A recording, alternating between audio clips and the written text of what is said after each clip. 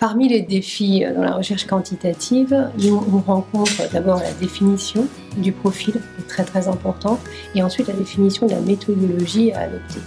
Dans la définition du profil, c'est un point très sensible parce qu'il n'y a pas deux définitions, une définition, mais plusieurs définitions sur cette base de consommateurs fortunés.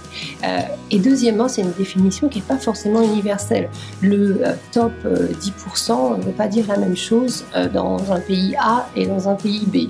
Donc on compare essentiellement cette richesse par rapport à la richesse du pays. Donc c'est une richesse relative et le top 1% en France peut vouloir dire le top 0,03 en Chine par exemple.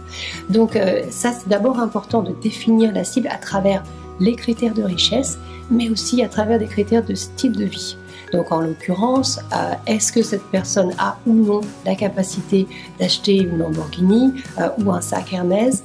Est-ce que dans le style de vie de cette personne, on retrouve les éléments de style de vie de cette population, à savoir un certain nombre de voyages par an, etc. Donc ça c'est important de définir ce profil avant.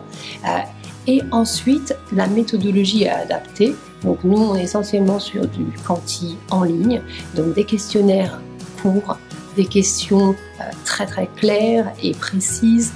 On note qu'il y a une propensité à cette population à utiliser plutôt des tablettes et des PC plutôt que du téléphone. Et donc une certaine compréhension du style de vie pour adapter la méthodologie.